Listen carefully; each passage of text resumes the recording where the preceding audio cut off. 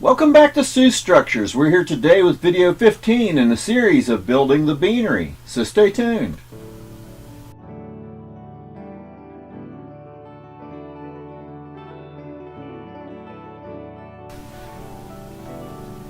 Okay, so in video 15 of this series, we're going to continue on with building the beanery. Still, like I said, it's a big building. It's a long process. We're about just right at halfway through the windows and doors. We still got the two hotel buildings to start back behind that. So in this video, we're going to start cutting the walls for the first hotel building back behind that. We're going to start processing more windows and doors.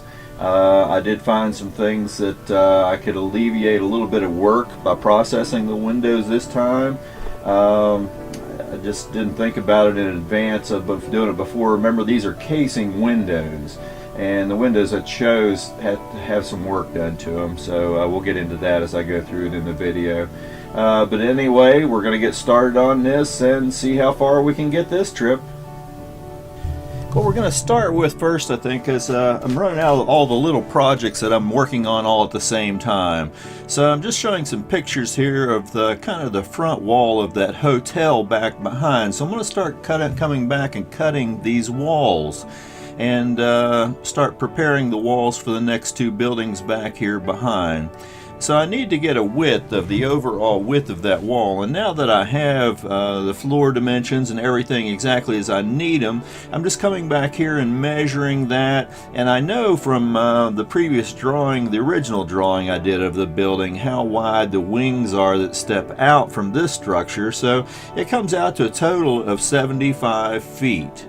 And with that, and this measurement and the two wing wall measurements added together, I know that I can come in here and go ahead and cut those walls. And I know the height of the walls, so here I'm just coming back first and cutting these 75-foot walls and adding them together. And getting the glue joint set up really well in there, clamping it together so I get a good tight seam. And then coming back and adding the lower walls to make it the right height for the three-story building. This is slightly taller than the tower building, and I'm making sure my seams this time don't end up in the middle of windows, so I don't have to cut through that really thick plastic like I did in the tower building. So you learn as you go along with this. And then the two 30-foot wide end walls to that same building I've already cut and glued together here as well. So we have the beginnings for the next hotel roll. Now what I'm doing here is just coming back. I want to get the heights of the windows exactly the same as the tower building. Now the third floor windows are just a slight taller or higher in the building on this hotel building as compared to the tower building. So I did raise those a slight amount, and I'm just transferring those lines to all three walls that I'm working on here. And here I'm just coming back and starting to de-sprue and work on more of these teachy windows and doors. These are the same 6/6 windows and doors with the transom that I used on the other building, and they're just continuing on to this building. So I just have to come back and start de-spruing and working with all these windows for this building as well. And I'm just doing a few more because we've got that next building behind that we got to go on and do too.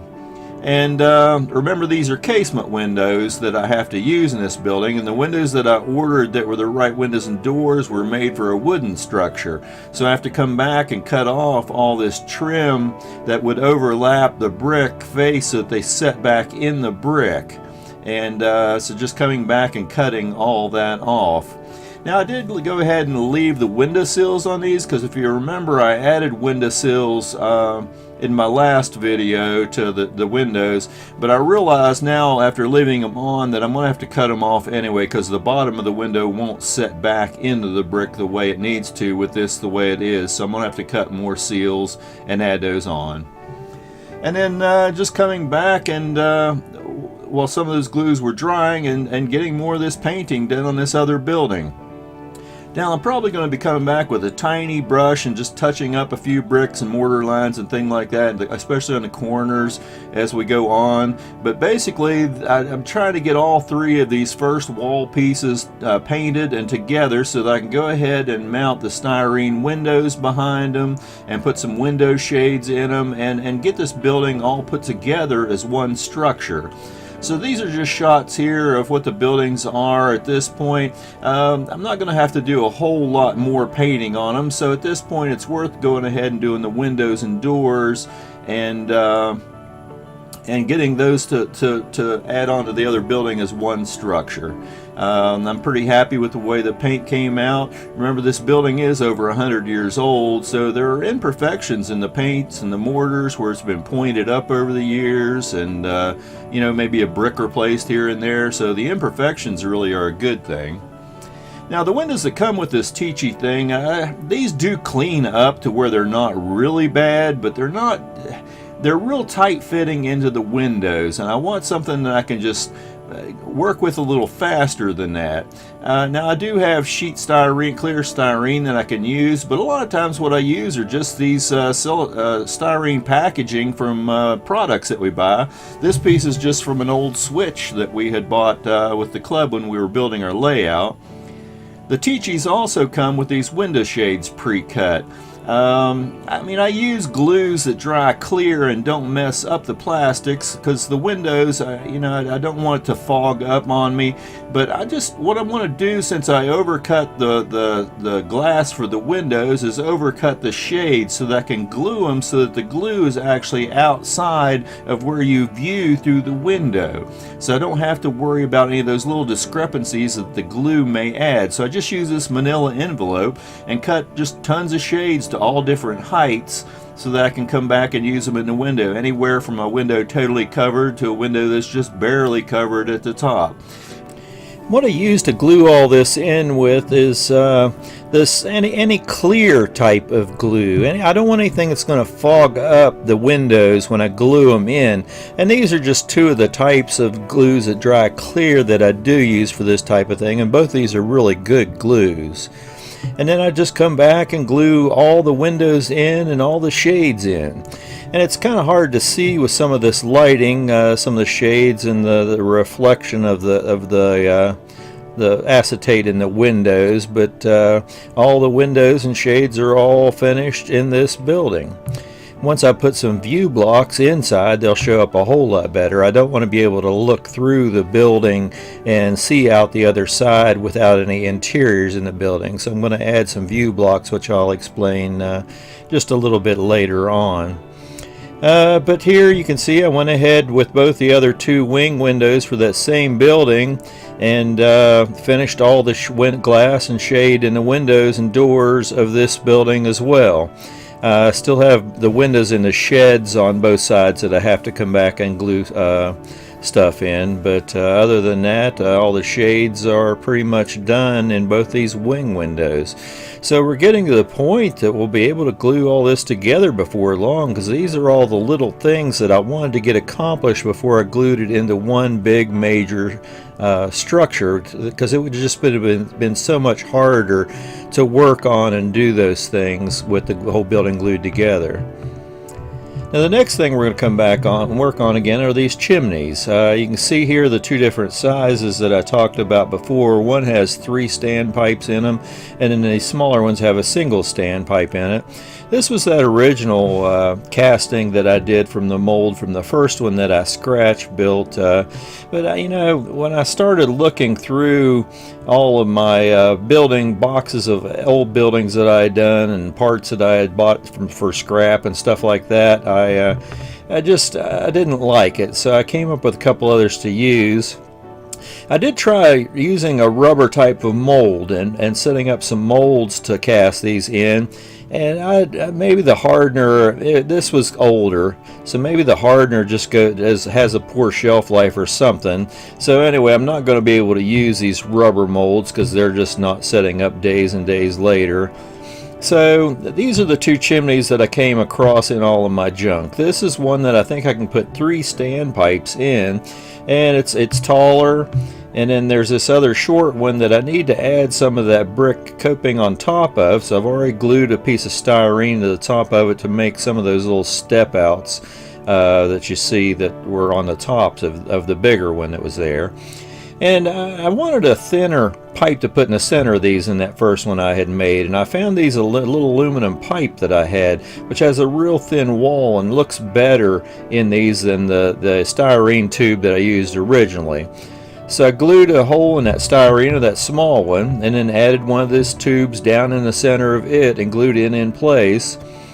And in the big chimney, I had to put a couple pieces of styrene in the side of the walls, and I glued these three pipes together and then slid them down inside, and with those little sleeves on the sides of the walls, it holds them perfectly in the center, and they have their tall protrusion coming up out of the top, so that I can come back here and put this green stuff on them the way I did with the smaller chimney that I made before, to look like a mortar cap on top of the chimney around those pipes. And I did this to both of the chimneys so that you know, they would both look similar. And then to make a mold for these, I'm just using these small little cups that I use for a lot of different things, and I glue the chimneys down into the bottom of these cups. And I did that with both of these. And then I came back with that blue stuff and just worked the blue stuff little by little down and around, making sure I'm pushing it down in around it so it gets really tight against the chimneys, and just made these molds right in these cups. And there you can see on the bottom of it how it was glued to the bottom, so none of the mold got down underneath the bottom of it, so I can demold them once I pour them. But then I just came back and I had to cut the cups off of these to get them out, because they it just didn't want to come out. But then what I did was I cut down either on two opposite corners of the chimneys to give some separation so I could demold them a little easier. But then when I put these rubber bands around it, it holds it together really well. I also made some other molds for barrels, you know, it creates various things, because I'll always have stuff left over when I make the mix of this polystyrene or whatever I make my molds from. And I want to have something to use some of that extra in whenever I have it left over. So I just made these extra molds to be able to accomplish that. Now, the last thing I want to do right here for this segment is to make some of these view blocks, and I just use this black construction paper, and I measure the height of what I want to cut inside the building, and then measure from corner to corner in each of the spaces that I'm wanting to do. And I just make these black barriers. I just cut them out with scissors, cut the centers of them so that they overlap and sit down inside each other. Once I get them into place, I just use something like this tacky glue just to hold them in place. I don't want to really glue them in solid to the plastic. I may want to come back in and put rooms in these later on or something, or interiors. So here you can see just a couple of them in place, and they just have a couple little tiny bits of tacky glue in the corners just to hold them in place. And on these, I also had to make sure that I set them low enough in there so they didn't interfere with the roof structure when I put it in. So there you have this segment of Stu's Structures. The beanery is coming together quite well now. I'm really pleased in the direction it's heading. You know, it's a learn as you go process sometimes with the chimneys. The original chimney was just a little bit small. All the chimneys are about the same height on this building, and that one, even though it would have been separated from all the other chimneys, it just probably wouldn't have looked quite the way I wanted it to. So in any case, I moved over to those other two chimneys. We'll start molding those and getting a bunch of those put together so we can use them throughout all the other structures.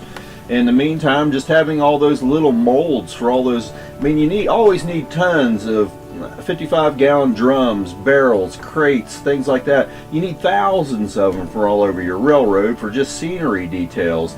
And every time you mix up resin, there's always just a little bit left at the end of your pours for what you're wanting to manufacture at the time.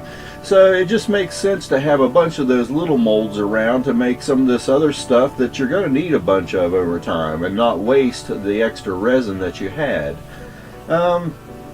it's nice that we're finally going to get to the point in the next video that we're gluing walls together and forming bigger structures. We're started into the next hotel building, and then the next one we'll probably go ahead and cut the walls for the one on further back. I still have some questions about the windows and the bridge that goes between the two buildings. I'll show more pictures and some more detail of that in the next video so that you'll understand what's going on in there a little bit better. I still don't have 100% grasp on all the windows and doors and that type of thing in there as well. Some of it I'm not sure that the information exists. This building's been gone for a while now. And the people that I've talked to that remember this building, you know, that their details are, everybody just doesn't remember that well. And most of the people that remember this building are older people like me, and my brain is starting to go, and, you know, and when you lived during those times and you walked across that bridge between those buildings, you didn't make notes and pay attention to, oh, well, that had a brass doorknob at 33 inches, or, you know, all those types of details are just not something that the average person paid attention to.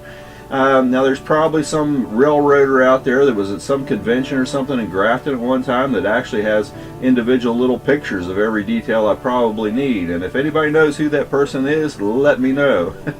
But in any case, you know, it all comes down sometimes to just common sense and, well, what do you think would have existed there at that point in time? I know there were some windows between those 2 3-story buildings. Obviously in some of these pictures you can see a couple of the outer windows. I imagine there was a door as an entrance into those buildings. There is one gentleman I need to talk to and see, because he would remember if there was at least a door entering the building from both sides on that bridge between the buildings, or, you know, he would probably have some basic information that would help me. I just haven't been able to get up there and talk to him yet. So, you know, a little more research, even though we're this far into the building, still needs to be done to find some things out. And at this point, I'm going to start looking also at the next building we're going to do and figure out which one of these buildings that we're going to do. To some degree, I'll probably just put up a separate video of various structures and things that we're going to be working on in this. When I originally started this series, I did a show that showed a lot of the buildings and that type of thing, but maybe I'll just revisit that a little bit. I'm not sure which of the buildings. I think I've narrowed it down to 2 as far as what buildings I want to build next.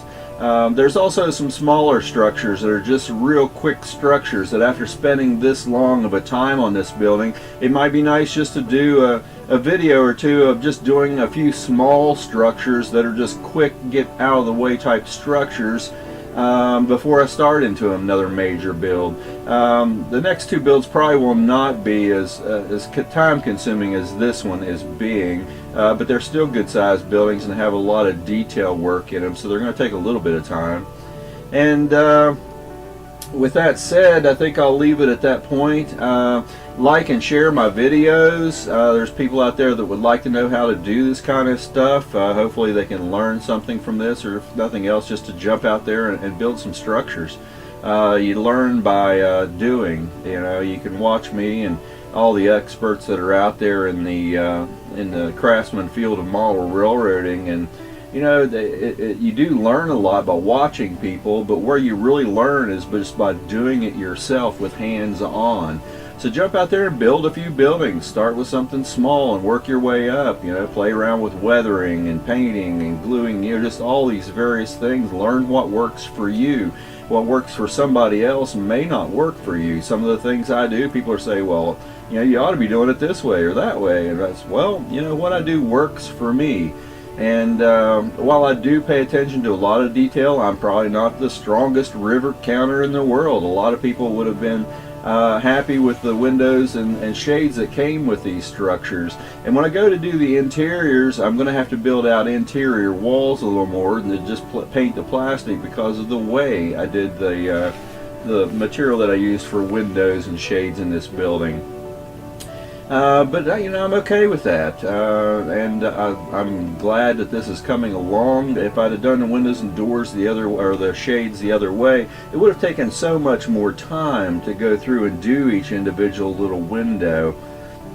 And I'm glad this came together as quick as it did. I mean, from the outside, it's going to look really nice as a finished structure. Like I said, when I come back and do interior rooms later on with some lighting, I'm going to have to do some extra work because of it, but I'm okay with that. So anyway, I started to say, like and share these videos. You know, there's a lot of people out there that would like to know what's going on with this kind of stuff. And down below this video, there is a red subscribe button. Hit that button and subscribe to my channel. It's a free service, and if you hit the little bell that's right down there next to it, then every time a new video comes out, you'll be notified so you can keep up with the series, rather than having to come back and just look every week to check the channel for a new show. You'll be notified, and you'll get a little blip on your computer screen that says, hey, there's a new video out. Anyway, if you want to keep up with me, that's the thing to do. So once again, I wish everybody, all of you, a good winter. There's snow on the ground here, and it's snowing today here. So since I do all my work outside, I'm kind of a fruit farmer and a nursery grower and a landscape designer. Everything I do is outside. So January and February is a lot of downtime for me. So I get to play with a lot of trains through the winter, as a lot of people do. It just seems to be train season. So get some of that accomplished and enjoy building some buildings, and happy model railroading.